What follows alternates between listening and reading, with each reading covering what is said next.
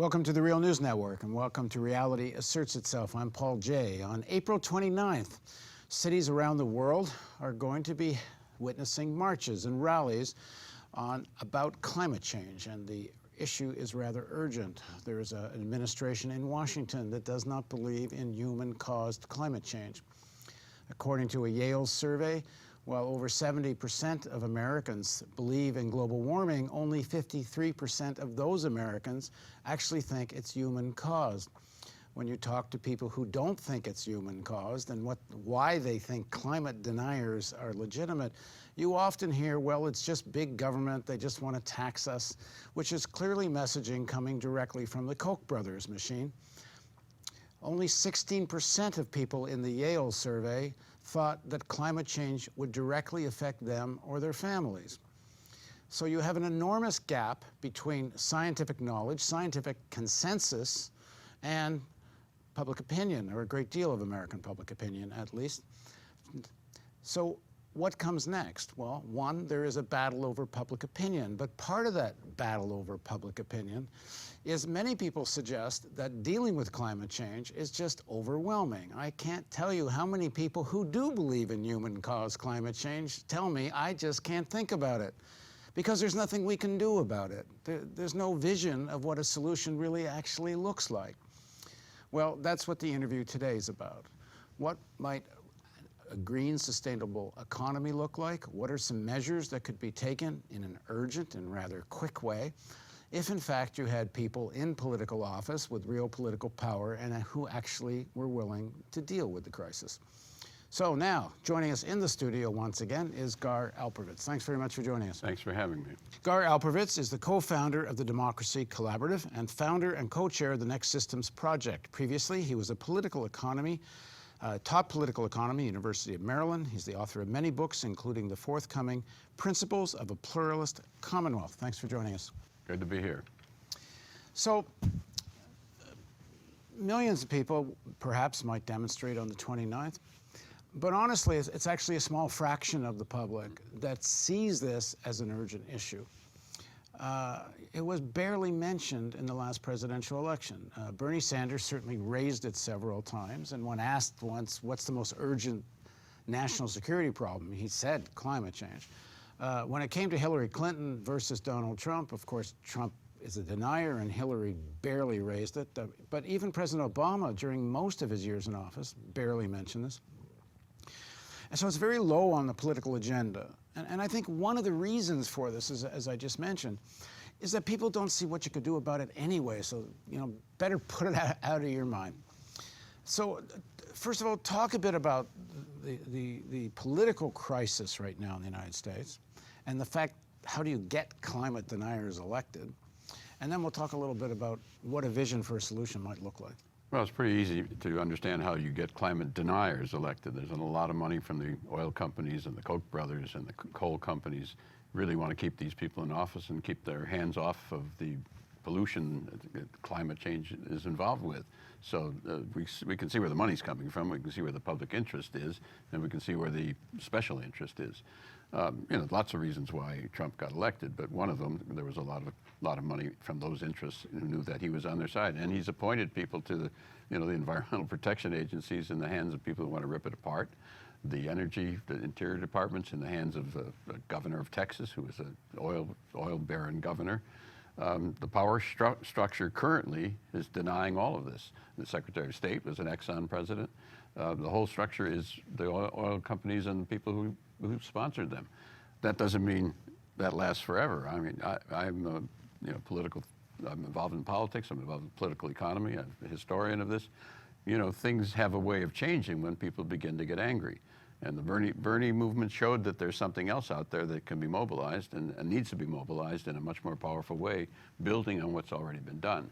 So if you were advising a Bernie or a Bernie-type candidate in 2020, if such a candidate actually was elected president, and probably in an environment where if there was such a breakthrough, and you can't rule it out, but likely dealing with a Congress that is probably not going to be all that collaborative, and a media that will probably be very antagonistic, and certainly a financial world that will be trying to crash down your house.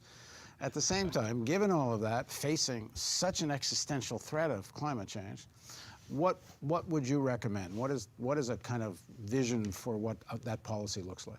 Well, I'm a longtime optimist, but also been involved in activist politics. And, the opposition, for instance, to the Vietnam War didn't exist. And 3 years later, it was ready to elect presidents. The same kind of opposition built up. You could easily have elected Bernie this time. I think that was well within the possibility. People underestimate the possibilities of politics because we haven't seen it done. And I think we're in a changing mood about that. And particularly if the Trump administration continues to flounder and the pain levels of ordinary families go up, we're going to see a different kind of politics, possibly. So I don't rule out major political shifts again, a big change. But beyond that, there's obviously people know a lot about what ought to be done on the ground. There's a lot, just insulating houses is the #1 thing, moving to wind power and moving to solar power. There's a huge range of things that can be done right now and are being done. But the big problem is political. It's getting the oil companies and what's left of the coal companies out of the way so you can actually mobilize to do the things that need to be done. And that's where the problem is politically, that they put a lot of money into stopping even minor kind of regulatory processes that were proposed by the Obama administration. They stopped them. There's barely more than a handful of people in Congress that don't get Koch money and Koch brothers money one way or the other. Yeah, in both parties. In both parties, a lot of pressure and a lot of money could go into the opposition. So even if you don't get money, you got to cool it. We really do need to cool it in a different sense of the word. So they are the ones that have been stopping any serious kind of activity to deal with climate change. And so that's where the big problem is. And unless we address that, we're running out of time. I mean, most of the people are studying this to get to the limits of global warming before which we start getting real problems. 2 degrees centigrade is the usual number, but it's in that range. We've got 3 or 4, maybe 5 years. That's what most of the studies say, that we're now at an interval of time that's really urgent. So it's an important moment to begin saying, let's get serious about this, and what could you do if you got serious? So let's imagine 2020, a Sanders-esque or Sanders himself type candidate actually gets elected. What do you do? What are some of the big ideas of what you do? Well, some of the big ideas that have been developing, we've been working on this with other people around the country, and you have to think about this. How do we build power and understanding over the next 2-3 years so we can actually do something, hopefully when there's a new president? But you've got to build the understanding. And one of them is called the quantitative easing for climate change. Now, what in the world does that mean? What it means is that's a term that bankers use. It's a term the Federal Reserve Board uses all the time, and they've done $2 trillion of making new money available for the banks when they needed it. People don't really understand that the Federal Reserve Board creates money. That's what it does. Otherwise, we'd have an economy that could never get bigger than what it is. There's got to be an expanding source of money so the economy can grow. They did it to bail out the banks, and very large amounts of money were created, $2 to $3 trillion. Because the assets were considered so toxic, a bunch of subprime mortgage properties and mortgages that were worthless, they had to make the bank's books like they were still solvent. Yes, and they also wanted to finance a development process so that so the economy could grow. It was a lot of, but the techniques are common sense. All bankers know it. The European bankers have been doing it for years. They're still doing it now. The Japanese bankers are doing it. The Federal Reserve Board has to create money literally out of nothing, or the economy would never be able to grow. So that's well understood by financial experts. Most citizens, it seems like magic, but indeed that's the way banks work. Well, we'll get into that a little bit more in a second, but then what are you going to do with the money? Well, that's what's interesting, because if you use the common techniques, they call it quantitative easing, if you use those techniques, you could create sufficient funds essentially to buy out the oil companies, to nationalize them, and to create that kind of a fund and get them out of the way politically for doing what has to be done on climate change urgently. And they are the major blocking power that stopped us from doing all the solar insulation and doing all the solar development, wind development, insulation in general. There's a whole series of things we know ought to be done, and stopping using fossil fuels. Basically, you're talking about buying out the Koch brothers, Mobil. Yes, the Exxon. These and the are big companies. some of the biggest fortunes in the world. Yes, and they are, interestingly, they are under pressure from people like the Securities and Exchange Commission. Why? Because they see, the Securities and Exchange Commission see that over time the pressure is building up in these companies, which means that the value of the oil they've got in the ground is shaky. Their books are reflecting numbers that may not reflect the numbers they would like to say it's worth all this money. Maybe not if you say this is a movement that's building anyway. It's beginning to cut into your shaky assets. They may very well find a buyout favorable. Movement meaning, excuse me, movement meaning the pressure because of climate change is putting a limit on just how long this fossil fuel economy can keep going, and that means your reserves that you might have thought are good for 30, 50, 75 years in a much shorter time frame may be regulated or in some other way out of business. So you may want to get out when the getting's good, is the theory. That's exactly right. They understand, and it's not only they, but when you've got the regulators, the Securities and Exchange Commission saying, hey, you're not reflecting this in your books, and that's illegal because you've got to tell the truth to your stockholders. The value of your underlying assets, because there is a building climate change movement, there's a shakiness about that, and you can't go honestly to the stock market and say it's worth X when it may not be worth X. So there's some pressure on them as well from their boards and from the stockholders. So they may very well be happy to be bought out, or not happy, or at least not as resistant as you might expect. And then the question becomes, how do you finance it? And what's really important, again, is... Before we get to finance it, you're likely to have a war with the Koch brothers. The Koch brothers, I would say this is everything, when the Koch brothers go to sleep and have a nightmare, the idea of a government being able to come in and take them over, even if they get paid for it, this is socialism. This is everything they spend so much money fighting against. Well, there's a divide and conquer part of this as well. The Koch brothers may be the last ones to fall, but Exxon might go down earlier.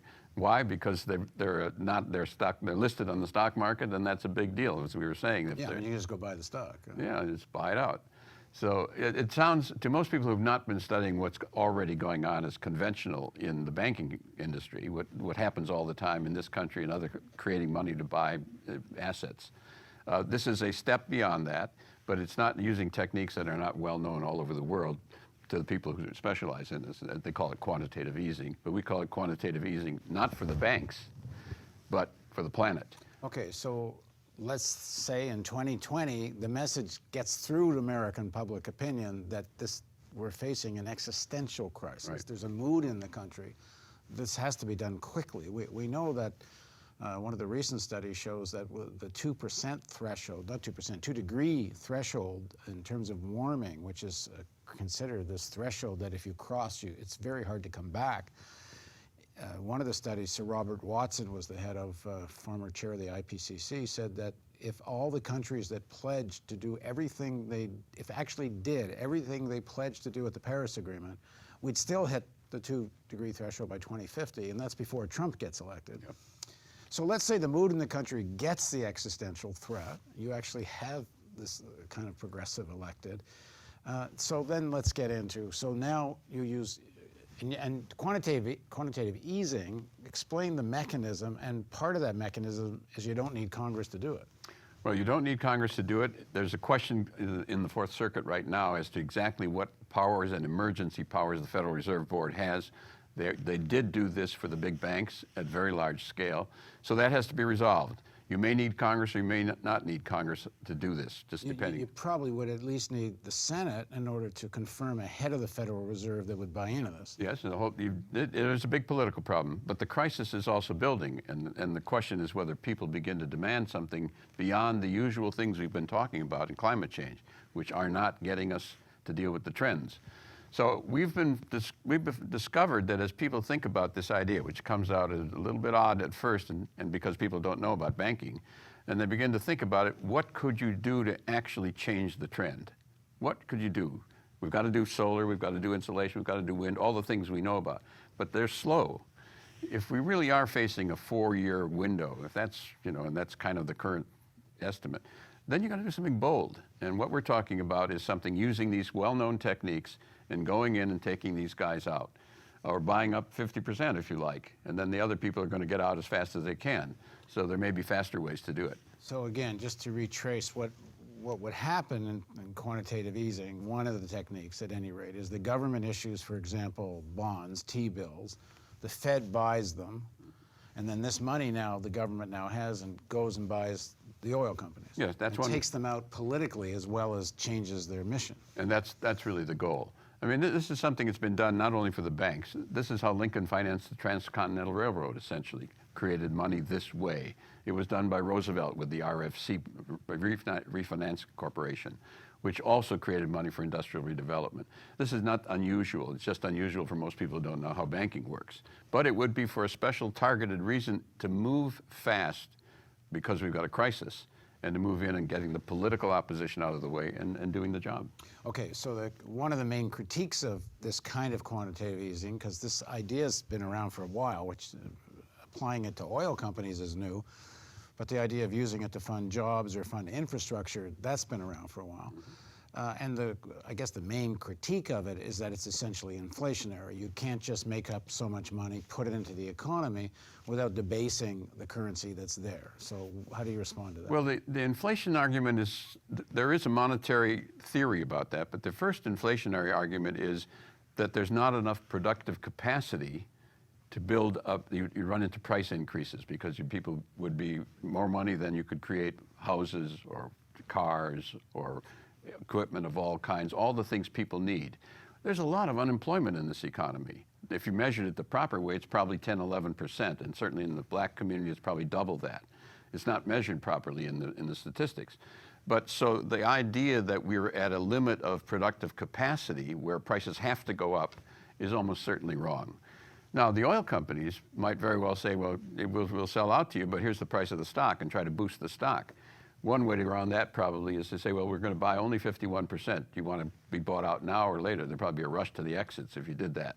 So there are techniques that, basically are... Back up one step with this issue of is it inflationary or not.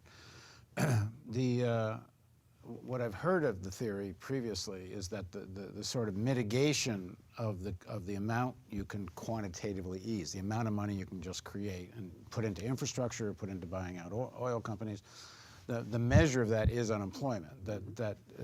You can keep doing it until unemployment reaches full employment. Of course, there's a big debate what full employment is. But if you get down to 1 or 2% real unemployment, I suppose that's gauging on full, then at that point you stop doing it. And as long as you keep that balance, it's not inflationary. Exactly. Now, the counter argument to that is you can't control it so easily. This isn't a tap you can just turn on and off. That once you start a process like that, and I believe that's what people that own bonds and owned assets and are afraid of inflation so much because it's going to decrease the value of their assets, they think you let the genie out of the bottle, you can't put it back in again. Well, I think that we're at a place where the unemployment rate, if you measured it properly, is much higher than most people think. We're not near full capacity. Now, there is an argument, the bankers will make the arguments, the kind you're talking about, but I think it's way, way overblown. The other piece is, what you're likely to see is this is going to, quote, rich people. They would be bought out. And probably what they're going to do is not go out and buy houses, lots more houses of the kind that ordinary working people want. They're not going to buy a whole lot more. They're probably going to have to invest it in bonds or stocks elsewhere. Go gamble with it. Or go gamble with it, or yachts. Derivatives plays and whatever. Yeah, this is not injecting directly into the ordinary buying stream. Yeah, when you're doing it for buying out oil companies, the people that ordinary shareholders will get bought out, and some of that will hit. But the big players, they have mountains of cash they're sitting on, and this goes on top of their mountain of cash. So the two arguments. So it's not so inflationary. That's right. There are two arguments about the inflation. One is just the one you said, that the owners of the stock are not people who are being restricted in their current purchases. They'll put it into something. The big ones. The big ones. Just small. A lot of people, ordinary people, have it, but I guess it's That's not a small percentage. Significant numbers. Yeah. Yeah. So that's not likely to be inflationary. And given the underutilization of capacity, both of working people and lots of unemployment, factories that are not at full capacity, we're not likely to see the kind of inflation that you would expect if you put it in the hands of people buying things every day. And I guess we've just seen this. Trillions of dollars was already involved in the Fed giving money to the banks. So we've seen this quantitative easement happen, and it wasn't inflationary. Exactly. Because it went to big players who don't go out and buy lots of stuff. Exactly. That's just what happened with the big banks. And of the same orders of magnitude, trillions of dollars went into quantitative easing for the banks. This is quantitative easing for the climate. But it goes back into the banks and sits there unless there's good investment opportunities. Okay, so let's say this works. So now you've taken the majority of the fossil fuel companies out. Probably the Koch brothers are still there trying to shoot you, and you know, find new ways to fight this. But at any rate, you've eliminated a lot of the political opposition. You're able to actually change the mission of some of the big oil companies and convert them either into green, sustainable economy type things. But that is the next step. Right. There needs to be a vision for how you actually get to a green, sustainable economy. And part of that is that market forces alone aren't going to do it. Market forces alone are doing what they're doing. They don't want to go away from a fossil fuel economy.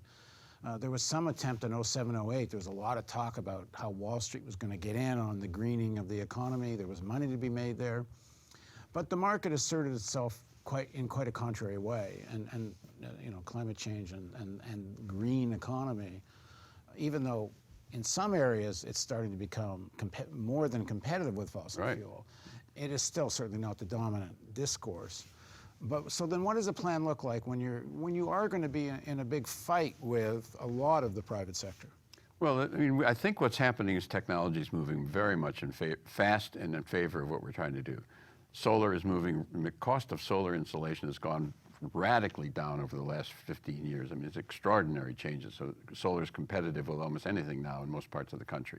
And in some parts of the country, really more than competitive with these big solar arrays. Wind is developed in the same way. That's a second area. And insulation of housing is all these things are developing very quickly. And they pay off. I mean, there's a payoff if you can insulate your house and save on the oil, on the bills of heating the house, et cetera. Automobiles are moving in the same way, electric cars, and again, charging them with different ways of getting solar energy into the charging systems. This is moving, the technology is moving very fast, and investments in it are the other part of this.